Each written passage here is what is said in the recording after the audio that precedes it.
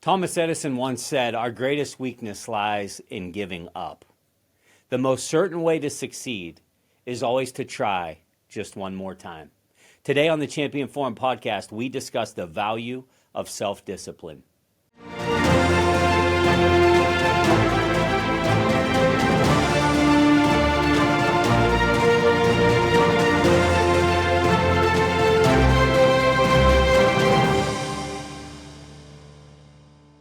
About a year and a half ago, a friend of mine asked me to meet for lunch as they were hoping to get some career advice.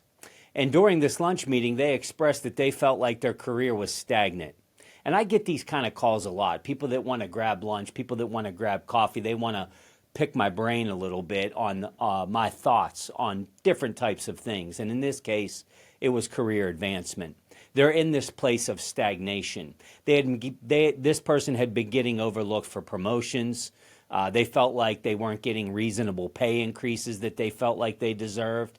The feedback from their boss wasn't very good. They told me that they were considering even getting another job. They were going to quit the job that they were at, that they had been at for quite a few years. And before I could give them a recommendation to quit the job, I had to find out if they were part of the problem. You know, isn't that what every good mentor does? Isn't that what every good friend does? Is they kind of find out like, hey, I'm here to listen to you. I'm going to be a shoulder to cry on. But I also need to find out, is there opportunity for you? And this is the posture that I took. So I began to ask them a few questions about their own personal development. Hey, what podcasts are you listening to get better? What books are you reading? Do you have a mentor? Have you invested in any workshops to increase your skill? Notice I said, have you invested? Meaning like not the one that your boss put you in the conference room and taught you something. I'm talking about you pulled out the wallet and said, I'm going to get better. I'm asking them like, hey, have you spoken to your boss about your development? And have you expressed to them an interest in taking on more responsibility, taking on additional assignments, letting them know that you wanted to learn, that you wanted to get better? Has any of this happened? And they respond by letting me know that they were not doing any of these things. But they were willing to make a better effort, which is like great news, music to my ears.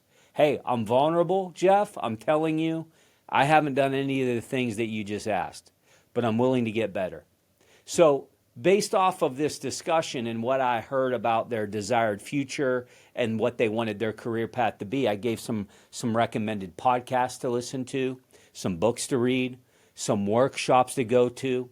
I even walked them through the proper steps on how to attract a mentor and what it meant to be a good protege. I also offered them to come to one of the personal groups that I hold for free as a way for them to learn at no cost to them. Meaning you can come sit into this group and you can just be a fly on the wall and you can learn. I opened up my open enrollment workshop, sales academy, performance management, things that I charge people for. I offered for them to come at no cost. Well, guess what? Just a few weeks ago, we're almost a year past that lunch meeting, I received another message from them saying they felt like enough was enough. They'd had enough and they were ready to quit the job. This was it. This was the final straw. And they asked if I could meet them one more time before they made this tough decision. And before I agreed to meet, I asked them to give me an update on how they followed through with the advice that I had given to them the last time that we had that lunch meeting. And I certainly knew this. I certainly knew that they had not been to one of those group meetings that I offered to them at no cost. I certainly knew that they had never come to Sales Academy at no cost to them. I certainly knew that they never came to Performance Management Workshop at no cost to them. These are things that I knew. They responded to me saying that they could have done a better job. And they didn't do much of what I'd recommended. They told me that the work that they were being asked to do at their current job, it was overwhelming them, and it didn't allow them more time to do much more of their own personal development. They told me that they were busy with family and that their schedule just simply didn't allow them to do a whole lot more. You know, this person has children, you know, this person has a wife, and man, Jeff, I just have more going on than I have time to take care of my personal development. Keep in mind, though, that this is the same person that throughout the year I saw them posting on social media, sporting events that they were going to, music concerts that they were attending. I saw them posting on a Netflix series that they were enjoying, boating trips with friends, and the list goes on. And look, I think those things are great. I think doing those things sound like a whole lot of fun, and certainly everybody needs a little bit of rest. But as hard as it was for me, I simply responded by telling them that it would not be a good use of our time to meet again, because my advice would not be any different from that same series of questions that I asked them before to follow up with, and the advice that I would give. It would look no different than what I gave them the last time. I even cautioned them by telling them that they were likely going to encounter these same challenges at their very next place of employment, of which the response in the text thread, this is what really got me. The response to that feedback was basically a whatever, dude. And then was this statement: not everyone is built like you and willing to work like you. Well, that was kind of enough for me. That was all I really needed to hear. And that was that. You know, I often get these types of requests to meet for coffee or lunch or jump on a, air quotes, quick call to offer some advice. And I don't mind doing it if I have the time, especially to people that I care about. And I believe moving forward, this episode will be required before I ever take another one of those meetings. Simply put is this: I cannot teach self-discipline. You either have it or you don't. You either want it or you don't. I certainly cannot want it more than the person that I'm trying to support. And this is no, beat down of anybody that is going to come out of this episode saying, well, hey, great episode from Jeff today. He doesn't want us watching TV and spending time with our children. It's all work and no play for Hancher. That's not what I'm saying. But what I am saying is you at least have to be moving towards the goal. There has to be a level of self-discipline that you have. I can't teach those things. And what I've come to learn on my own journey to any level of success that I've ever been able to achieve is that self-discipline is the foundation of progress. It's the foundation of success. And without self-discipline, if you do get any level of success, it probably won't be sustainable. It'll be hit and miss at best. Discipline is one of the highest, if not the highest, form of self-love that there is on planet Earth. It is quite literally telling yourself that you're willing to delay instant gratification and comfort for better things to come in the future. Discipline is doing what you said you were going to do by aligning what? Your actions, your thoughts. You're aligning what I'm thinking is going to happen. I'm putting action to thought. I'm putting action to desire. This is where you go from thinking to doing to being. You can't just think about it. Hope is not a strategy. There's no easy way there. It's through discipline. Self-discipline is how you manage yourself in the face of adversity. We're all going to face adversity. We're all going to have tasks in front of us that overwhelm us. The question is what are you willing to do to create the version of yourself that you admire most? What are you willing to do? What are you willing to give up? Make no mistake about it. Self-discipline is hard. It's the hardest yet most rewarding thing that you can ever do. Whether it's your career, whether it's your financial health, whether it's your physical health. None of this comes free. It's a give to get. But you cannot love yourself and just think it's going to come naturally. You can't just say, I love myself. I want better for myself, but then take no action. And if you can't love yourself, I have a hard question for you. Are you even capable for caring for other people? Are you even capable? If you're not putting in investments into yourself, how are you going to invest in other people? And so what does this really mean? This concept of self-discipline is the highest form of loving yourself, which I believe is true. Well, even though it's not easy to respond to this question in just a mere episode, I want to share some principles that life has taught me so far about self-discipline equaling self-love. Because if I were to ask anybody, hey, do you care about yourself? Do you care about your future? I'll bet 100% of the people listening to this episode would say yes. But if I started to really drill into these questions of, so what are you doing to really love yourself? I think that's when it gets a little choppy. Loving yourself is being able to discipline your behavior and be patient at experiencing the rewards. You know, I don't have an IV drip for success. This isn't a microwave thing where you can just plop in a formula and out comes success. Out comes the mountaintop. It just doesn't work that way. Sustained success only happens through disciplining your behavior. That's it, full stop. Being able to be strong enough to not let external factors determine our choices. Because there are going to be external factors, like a Netflix series, like boating on the river, like going to the movies, like going to the sporting event or the music concert, all of which are amazing things. But if you can't move forward with advice and you can't move forward with self-discipline, you're going to be very hard pressed to find a level of success. So we can't let these external factors determine our choices, but we have to let our inner voice speak the loudest for what we want most. Is what you want now more important than what you want most? That's the question we have to answer with self-discipline. Now, is there a formula that we can just all, write up on the whiteboard and we can all just put it into practice to be disciplined? Not a chance. It's not out there.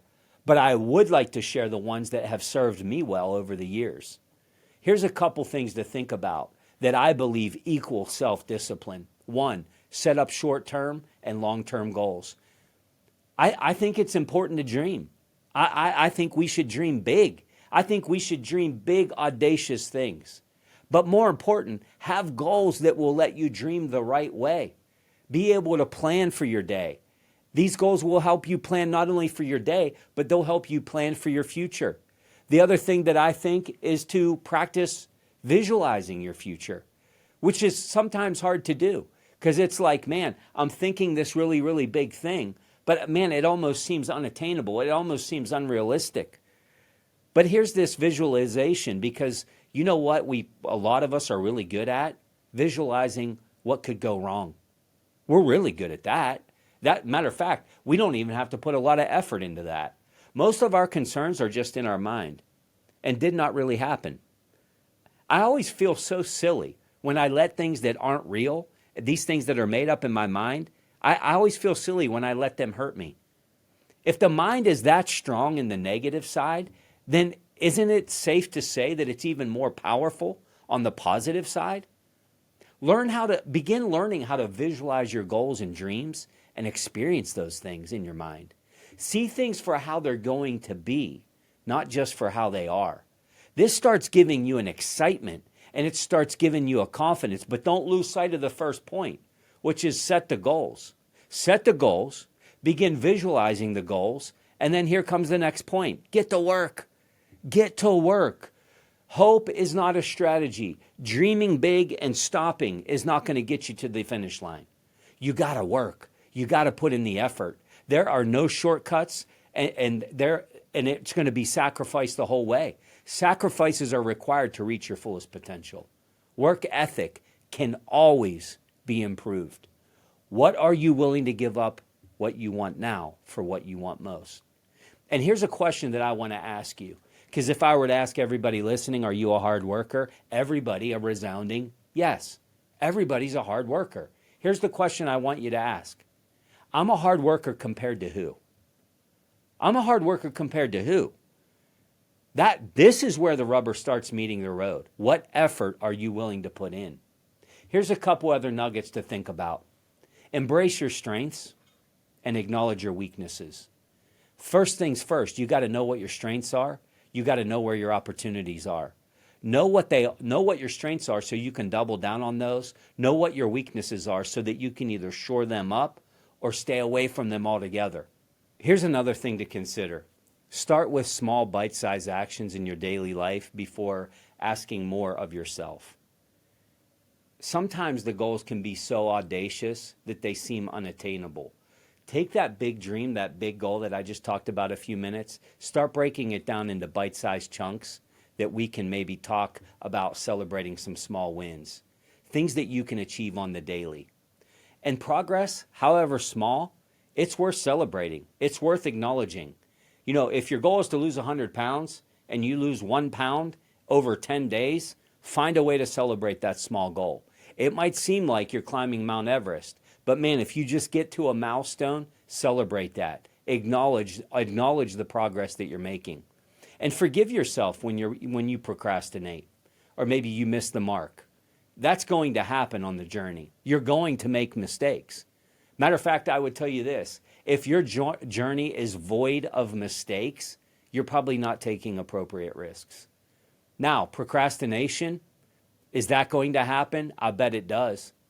Procrastination in its root is literally bundled up into fear, oftentimes. I'm going to procrastinate this start because I'm fearful to begin. Because if I begin, what if I make a mistake? You have to notice these things. This is back to self-discipline. Is like I'm pushing myself out there. But if you have a tendency to procrastinate, make sure that you forgive yourself. Don't just throw yourself away. Pick yourself back up and understand that tomorrow's a new day. The other thing that has helped me along the way is accountability. Find an accountability person in your life. This could be a mentor. This could be a colleague. Present your goals. Present where you're going to. Present what you're willing to do. And have that person in your life that's willing to hold you accountable and check in on those things. Remove distractions.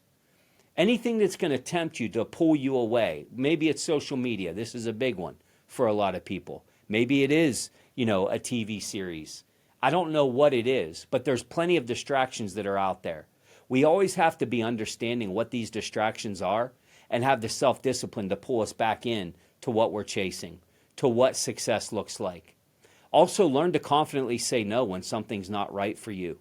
This is really hard for the passive person. This is really, really hard for the person that is kind of go with the flow kind of person. You have this big goal. You want to chase these big goals. You want to chase success, but people keep pulling you this way and pulling you that way. And all you keep doing is saying yes. And what you're doing is you're saying yes to everybody else's dream and everybody else's goal but yours. I'm not saying don't be a steward of your time and gifts and serve other people. I'm a believer in that. But you need to learn how to confidently say no when something is not a right fit for you. Regularly treat yourself to your effort and progress. This is another big one. This can't be all work and no play. Now look, you sensed my frustration with the person that I was trying to help. Why is that? Well, because they literally did nothing. Over a 12-month span, they did very little to nothing. So yeah, whenever I see you did very little to nothing, but you found time, plenty of time to have a lot of fun, I question your real motive. I really do. But listen, I've also been a victim personally of all work, no play. I used to come from this school of thought that if you were having fun, you were not winning. If you were having fun, you were not finding success. If that's you, the perfectionist that's listening today, make sure that you take a pause and treat yourself. Treat yourself for the effort and the progress that you're making. And last but not least, be grateful of who you are, what you do, and who you'll become. Be grateful for that. Even if you haven't arrived, even if you're not happy with who you are, just think about who you're going to be. Be grateful for that.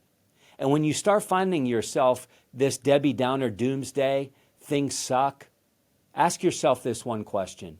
They suck compared to what? They suck compared to who? I'll bet you if you can find a level of gratitude in who you are, the blessings on your life, and who you're going to become, you can get really, really excited about that.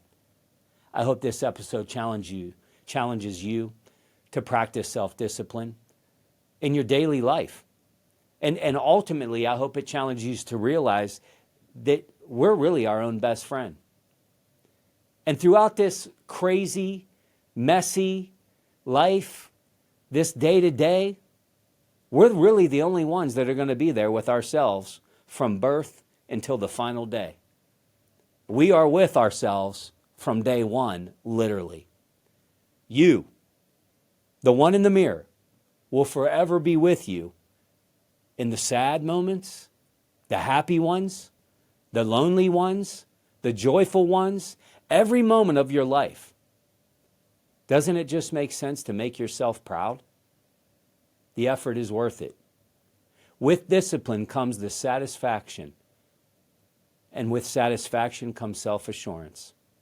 And with self-assurance, I promise you, comes success.